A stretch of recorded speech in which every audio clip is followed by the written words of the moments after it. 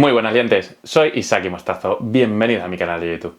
Vamos a seguir con el cursito de tornería, vamos a seguir con nuestra pieza Frankenstein que empezamos a hacerla en el vídeo anterior. Si no lo visteis, no lo perdáis porque si no esta pieza no tendría sentido, os lo dejaré por aquí arriba. Y vamos a ver cómo hemos pegado nuestros segmentados, cada uno de un tipo. También hemos utilizado unos laminados que tenía de los cajones flamencos.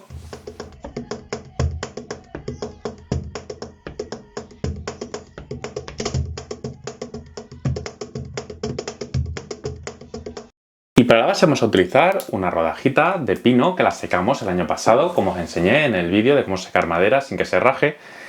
Y os voy a hacer algo que no quiero que hagáis nunca en vuestro taller. Las maderas, al secarse, dependiendo qué tipo sea, la corteza puede quedar muy bien pegada, como suele ser el caso de los olivos, o que la corteza se vaya a desprender. Yo en este caso sé que se va a desprender y voy a provocar el error o el fallo intentando que me salte hacia mí para que veáis lo peligroso que puede llegar a ser. Y yo lo voy a hacer totalmente protegido. Voy a ponerme una careta y normalmente el trozo, según metamos la gubia, saldrá un trocito para abajo y el que da la vuelta debería salir hacia nosotros, bien hacia nuestra cara o hacia nuestro pecho. ¿Por qué quiero hacer esto y que se vea en pantalla? Para así que vosotros no lo realicéis o tengáis mucho cuidado cuando estéis torneando la corteza de que esté bien agarrada y si no es así, asegurarla muy bien con pegamento, cianoquilato, cola o con lo que estiméis oportuno porque lo normal es que nos puede hacer mucho daño.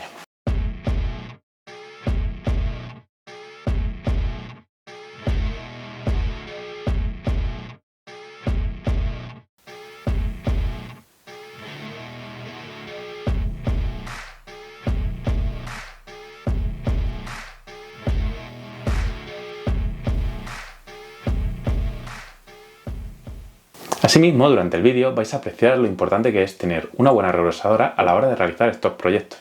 Si bien también quiero advertiros o dejaros claro que no siempre una regresadora es la mejor opción. En este caso puse los trocitos de madera o los separadores de la forma que la testa va hacia arriba. Eso a la hora de meterlo en la regresadora hay que tener muchísimo cuidado porque al tener tan poca base puede ser que la madera nos saltase o se estropease el segmentado que hemos hecho. Yo recomiendo que hagáis lo que yo hice, que es con un cepillo de carpintero quitar la primera pasada y luego ya así, a modo de regrueso, en capas muy finas para que quede totalmente perfecto y las uniones entre segmentos no se noten. Y luego, como ya os he ido diciendo, a mí los segmentados no son piezas que me encantan. Y esta, como dije, va a ser un Frankenstein en toda regla. Y vamos a introducir el 3D en este vídeo. No Isaki, el PLA, el PETG, el PP, el PP, o como quieras que se diga, siempre se dice que no pueden entrar en el torno. ¿Nos lo creemos? Vamos a ver lentes.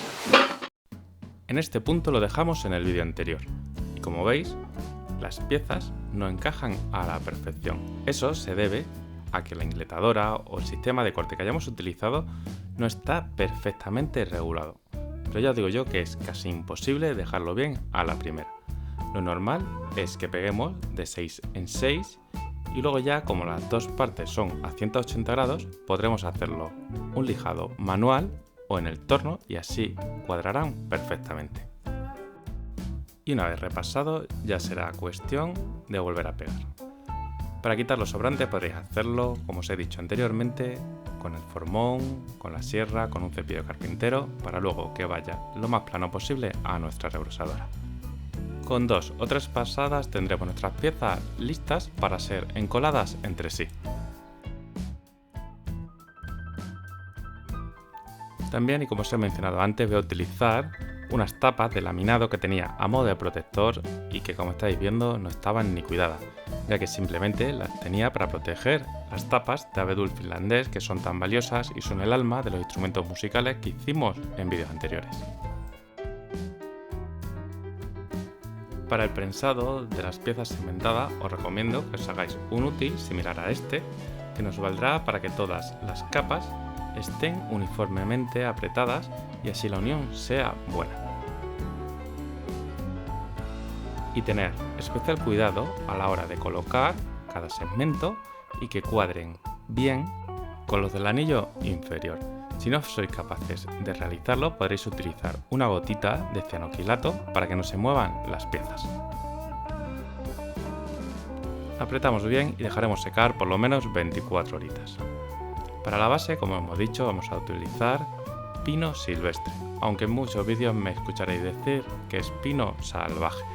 No sé por qué, siempre lo llamo así. Cogeremos un buscador de centro y buscaremos el centro aproximado. Realizaremos un taladro y utilizaremos el tornillo que viene con nuestro plato de garras para darle la primera forma y hacer el agarre Made in Isagi Mostazo, o como llamamos en el vídeo, el doble agarre. Así podremos tener un doble soporte para realizar nuestro cuenco. Las primeras pasadas os recomiendo que la hagáis a pocas revoluciones y de manera muy gradual. Así reduciremos el riesgo de enganchones y de un accidente al máximo. Y podréis utilizar el sistema o la gubia que más os guste.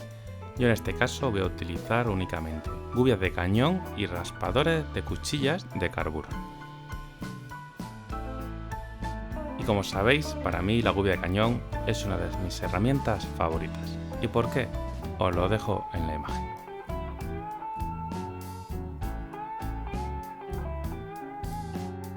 Y si la gubia de cañón te gusta tanto como a mí, aprovecha y suscríbete al canal, le das a la campanita y comenta el vídeo, que me ayuda a seguir creando contenido.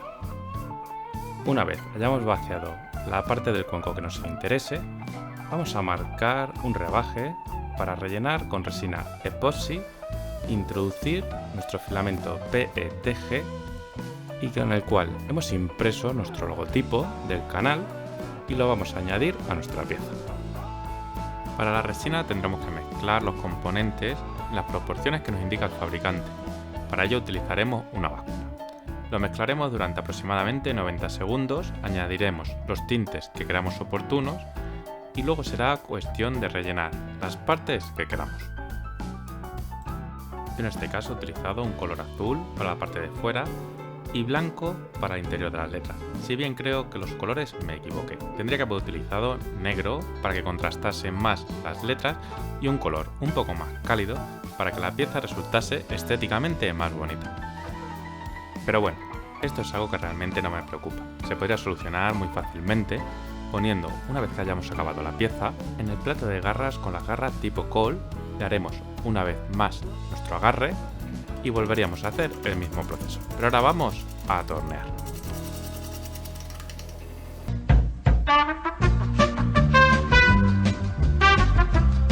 El afilador.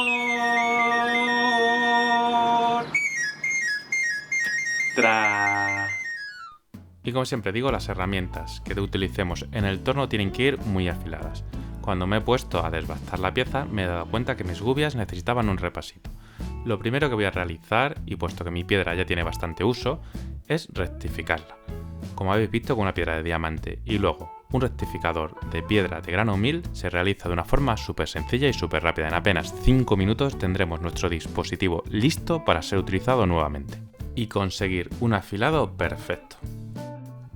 Esta gubia corta. Y ahora sí vemos como la gubia desprende la viruta clásica de una herramienta bien afilada. Con esto sí podemos trabajar. Yo en este proyecto únicamente voy a utilizar la gubia de cañón y un raspador de carburo de tungsteno redondo.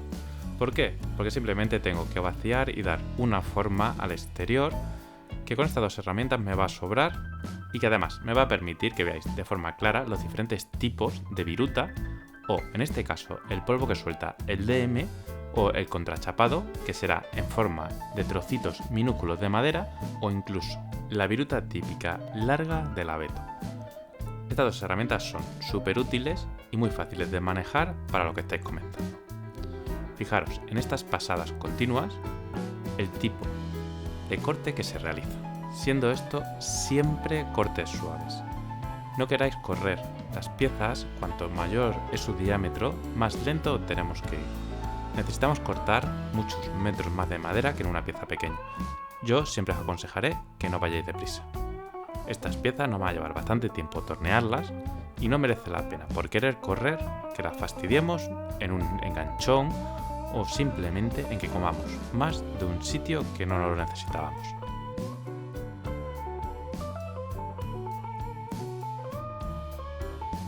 Para tornear la resina y el filamento o el plástico 3D de la impresora 3D, voy a utilizar únicamente la cuchilla de carburo. Y además la voy a realizar en pasadas súper finas. Voy a tornear de una manera súper lenta. Simplemente quiero ir detallando y que no rompa por querer cederme. La sensación que tengo cuando estoy torneando el plástico es muy similar a la de la resina. Pero como no conozco mucho su resistencia, no quiero arriesgarme. Voy a seguir con este ritmo y simplemente voy a dar una forma cóncava para que la pieza sea estética. Y una vez que lo tengamos, procederemos a la zona de lijado. Vamos a dividirlo en dos partes, lo que es la madera y lo que es la resina con el filamento 3D o el PETG. ¿Por qué? Porque para la madera vamos a utilizar nuestros abrasivos de calidad, como siempre de la marca Flexobit, y para la resina a mí siempre me ha gustado utilizar las esponjitas al agua que llegan hasta el grano 15.000 y simplemente tendremos que ir utilizándolas de una en una, que vienen separadas por colores y el acabado es espectacular. Y con la fase de lijado, una vez acabada pasaremos a dar nuestro pulimento de fricción. Si no sabéis realizarlo tenéis un vídeo en el canal que os dejaré en la parte superior derecha de la pantalla para que aprendáis a hacerlo y sobre todo a utilizarlo.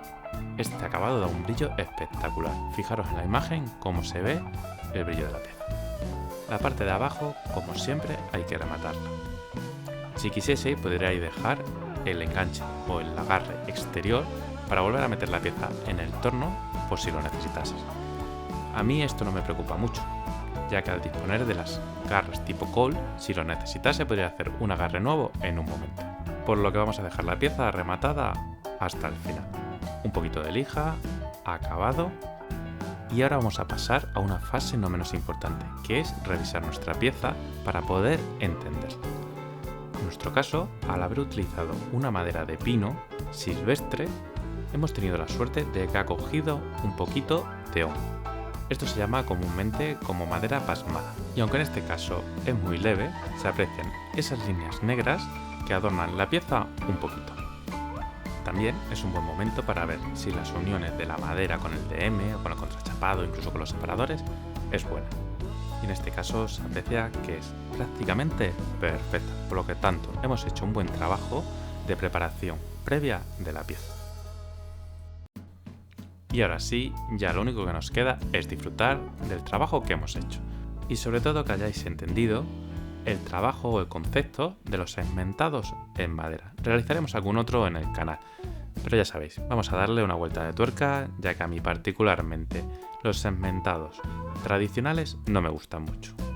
Y ya solo me queda recordarte que si te ha gustado este vídeo, suscríbete al canal y por favor déjame un comentario con las opiniones sobre este cuenco. Nos vemos en el siguiente liantes.